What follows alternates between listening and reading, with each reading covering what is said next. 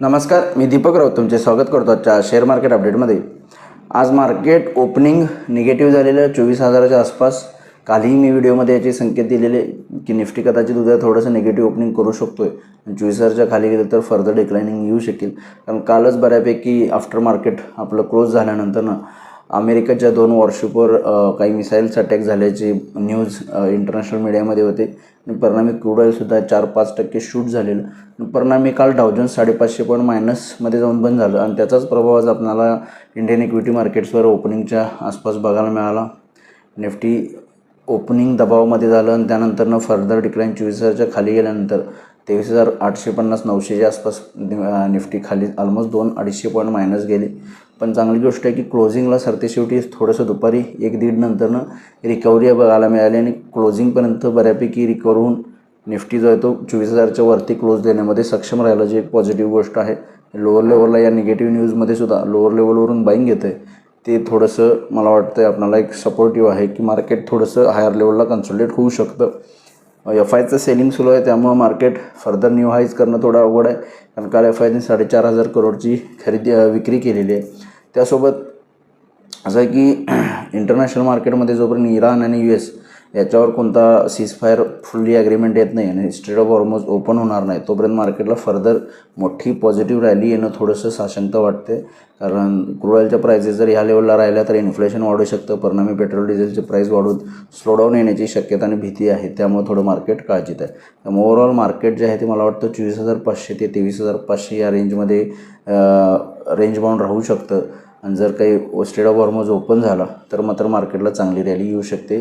तोपर्यंत निफ्टी 24,500, 24,000, 23,800 आणि 23,500 या 4 महत्त्वपूर्ण लेवल्स आहेत, त्या रेंजमध्ये ट्रेड करू शकतं. त्यामुळे उद्यासाठी ट्रेड करायचं असेल तर डोक्यामध्ये ठेवलं पाहिजे की हायर लेवलला FIची विक्री येते, लोअर लेवलला DIचं बाईंग येते. त्यामुळे टेक्निकली निफ्टी जर 24,000च्या वर मेंटेन राहिला तर 24,200 पहिला रेजिस्टन्स आहे, त्याच्यावर गेला 24,200, त्यात 24,300पर्यंत निफ्टी उद्याच्या सेशनला जाऊ शकतो.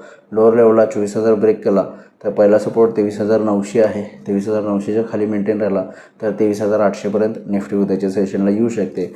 या सपोर्ट रेजिस्टन्सनुसार उद्या निफ्टीमध्ये तुम्ही काम करू शकता. बँक निफ्टीमध्ये 24,500च्या वर सस्टेन राहिला तर 54,500च्या वर सस्टेन राहिला तर 55,000पर्यंत बँक निफ्टी वरती जाऊ शकतं. 54,500च्या खाली आला तर 54,200 पहिला सपोर्ट आहे, त्याच्या खाली आला तर 54,000पर्यंत बँक निफ्टी खाली येऊ शकते. या 2 लेवल्सनुसार तुम्ही बँक निफ्टीमध्ये उद्या काम करू शकता. मला वाटतं निफ्टी रेंज बाउंड राहण्याचा थोडासा प्रयत्न करू शकतं, कारण निफ्टी मार्केटला वरती जाण्यासाठी पॉझिटिव्ह ब्रेक थ्रू मिळत आहे. कारण स्ट्रेट ऑफ हॉर्मोज क्लोज आहे आणि क्रूड ऑईलच्या प्राईस एकदम हायर लेवलला आहेत आणि ब्रेकडाऊन होण्यासाठी सुद्धा फर्दर कोणतंही वॉर एस्केलेट होईल याचे कोणतेही चिन्ह नाही आहेत. त्यामुळे स्टेटस को युद्धावर आहे दोन्ही देशांचा. त्यामुळे थोडंसं मार्केट खाली जाण्यामध्ये सुद्धा थोडंसं मला वाटतं एक ब्रेक थ्रू नाही आहे. त्यामुळे एक रेंज बाउंड ट्रेड आपल्याला बघायला मिळू शकते येणाऱ्या काही सेशन्समध्ये. जोपर्यंत महत्त्वपूर्ण टेक्निकल लेवल्स आपण क्रॉस करून म्हणजे 24,500 ते 24,800 ही लेवल क्रॉस करून जात नाही तोपर्यंत मार्केटला फर्दर अपसाईड येणार नाही. आज NSEमध्ये 1,360 शेअर्स वाढले, त्या बाजूला 1,620 शेअर्स पडले. निफ्टीमध्ये 16 शेअर्स वाढले, त्या बाजूला 34 शेअर्स पडलेत.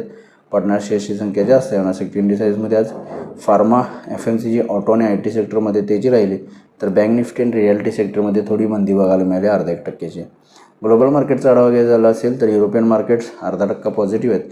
डाव फ्युचर 120 पॉईंट पॉझिटिव्ह आहेत. त्यामुळे ओव्हरऑल ग्लोबल मार्केट्स थोडेसे पॉझिटिव्ह आहेत, पण स्ट्रेट ऑफ हॉर्मोजला कोणतेही ब्रेक थ्रू नाही आहे.